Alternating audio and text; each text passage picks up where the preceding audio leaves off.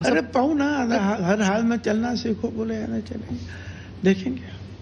पक्षाने तुमच्या अनुभवाचा उपयोग करून घेतला नाही असं तुम्हाला म्हणायचं आहे मला की तसं काय तुम्हाला म्हणायचं नाही. डावललं, पक्षामध्ये डावललं घेतलं, डावललं जातं कोणासाठी? ते त्यांना विचारा. मला विरोध साहेब, मी दुसरा एक असं आहे ना, मी राजकारण आणि समाजकारण करणारा मनुष्य आहे. काय मंडल आयोगासाठी शिवसेना सोडून आल्यानंतर मंडल आयोगाचे जे आहे, मग पवार साहेबांनी जे आहे ते स्वीकार केला आणि इम्प्लिमेंटेशन केलं.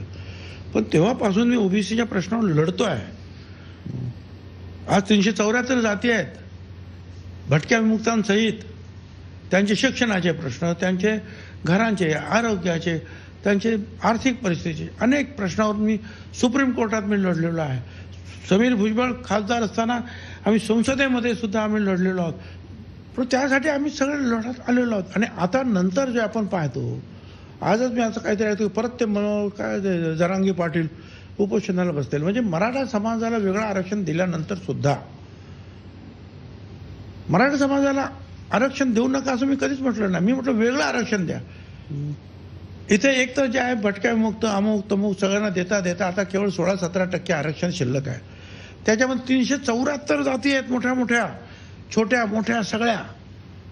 तर तुम्ही आला तर तुम्हालाही काही नाही आणि यांनाही काही मिळणार नाही. वेगळं आरक्षण द्या. आणि तुम्हाला एक सांगतो कमलेश, मराठा समाजाचे 58 मोर्चे निघाले, त्यांनी सुद्धा ओबीसीतून आरक्षण द्या अशी मागणी नाही केली. आरक्षण द्या मागणी. गुजरातमध्ये पाटीदार पटेल यांनी मागणी केली, पुढे गुज्जर त्यांनी मागणी केली, पुढे हरियाणा जाट त्यांनी मागणी केली, आंध्र कापू त्यांनी मागणी केली. मोदी साहेबांनी म्हणजे क्लेवरली एक 10% आरक्षण जे आहे हे ईडब्ल्यूएसचं दिलं, आर्थिकदृष्ट्या मागास. त्यानंतर जे आहे त्याच्यामध्ये सगळे बसले वरते, सगळ्यांचे आंदोलन थांबले आणि महाराष्ट्र सरकारच्या अधिकाऱ्यांनी सुद्धा जाहीर केलं की या 10%मध्ये मराठा समाजाची 8.5% फक्त एकच समाज आहे ईडब्ल्यूएसमध्ये. आता म्हणजे पुरेसं होतं ना काय, तरी सुद्धा मागणी. आणि मग ती मागणी, त्याच्यामध्ये मागणी करताना पुन्हा बीडला आमदारांच्या घरांना आगी लाव, हॉटेलं पेटव, दुकानं पेटव, ते शिक्षण संस्था जयता क्षीरसागर ती पेटवली, ऑफिस पवार साहेबांच्या काँग्रेसचं 2 मजली का 3 मजली ऑफिस मी स्वतः जाऊन आलो, पूर्ण रांगोळी करून टाकली सगळी. घरामध्ये जे आहेत लहान मुलं कशी वाचली त्याची मी स्टोरी अनेक वेळा तुम्हाला सांगितलेलं आहे. त्या जयदत्त क्षीरसागरच्या लहान लहान मुलं जशी ते सफोकेशन झालं आणि त्याचं.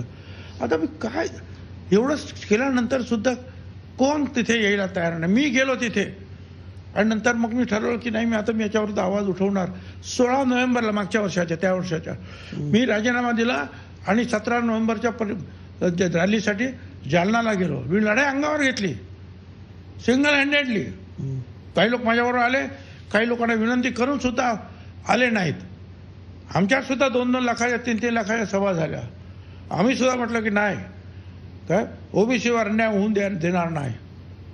त्यावेळेला सगळ्यांनी ठरवलं की आता भुजबळ तर काही निवडून येत नाही. तेव्हापासून चाललं होतं की भुजबळ आता गेला राजकारणात.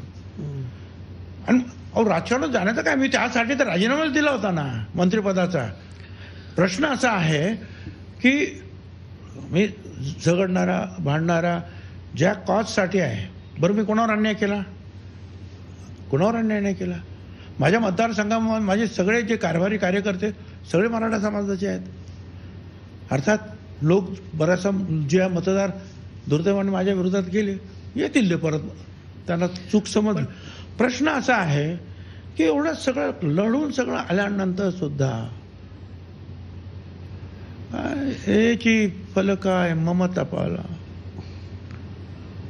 पण तुम्ही म्हणतात सगळ्यांना तुम्ही अंगावरती घेतलं. तुम्ही मराठा आरक्षणाचं आंदोलन सुरू असताना ओबीसींचा चेहरा म्हणून मोठ्या मोठ्या रॅली घेतल्यात. हे सुद्धा एक कारण असू शकतं की तुम्हाला मंत्रिमंडळात, कारण राष्ट्रवादी काँग्रेस मला माहिती नाही त्यांना ते अर्थात मला का बाजूला ठेवण्यात आलं हे असेल कारण तुम्हाला वाटतं? This is hypothetical question. How can I answer it?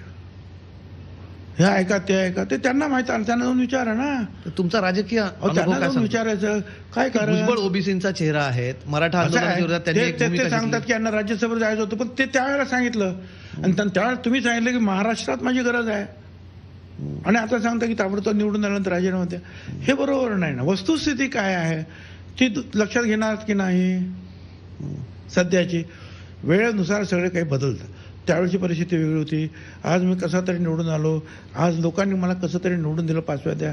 मी त्यांना डिच करू शकत नाही, त्यांना फसवू शकत नाही आणि त्यांना वाऱ्यावर सोडून मला राज्यसभेवर मिरवायचं जायचं म्हणून मी जाऊ शकत नाही. त्यांना सांगितल्यानंतर त्यांना समजायला पाहिजे कोणालाही. मराठा आरक्षण आजपासून पुन्हा मनोज जरांगे बसलेत उपोषणाला. परत त्यांची 30 मागणी, सरसकट आरक्षण देण्यात यावं, दाखले सरसकट देण्यात यावं, ही त्यांची परत मागणी सुरू झाली आहे. गेल्या वर्षी ते ज्या आक्रमकतेने उतरले ते पुन्हा एकदा त्यांनी आजपासून सुरू केलं आंदोलन. बघू किती आक्रमकता आहे ती काय. पण मराठा समाजाला माझी हात जोडून विनंती आहे की EWS मध्ये आरक्षण तुम्हाला मिळालंच होतं, परंतु आता पुन्हा तुम्हाला वेगळं आरक्षण दिलेलं आहे आणि ते आरक्षण टिकवण्यासाठी सरकार प्रयत्नाची पराकाष्ठा करते आहे. परत दुसरा ऑप्शन तुमचा EWS आहेच, परंतु त्यांचं म्हणणं आहे की नाही आम्हाला OBC मध्येच घ्या. हे जी मागणी जी आहे ही मागच्या 4 आयोगाने, खत्रे आयोग, सराफ आयोग, अमुक सगळ्यांनी फेटाळली. सुप्रीम कोर्टाने सुद्धा फेटाळली की मराठा समाज हा OBC मध्ये घेतला जाऊ शकत नाही. आता अशा परिस्थितीमध्ये परत केवळ लोकांचा दबाव आणणं, निवडणुकांचा दबाव आणणं किंवा लोकांचे घरं जाळून हे अशा रीतीचं जे कायदा सुव्यवस्थेचा प्रश्न निर्माण करणं कितपत बरोबर आहे. आणि मग आता असं असेल तर मग ठीक आहे, मग आम्ही सुद्धा जे आहे त्याच पद्धतीनं लढू. पुन्हा यावेळेस तुम्ही घ्याल तशा सभा. आता हे आंदोलन जसं 100% त्याची किती दाहकता आहे हे तर पाहावं लागेल.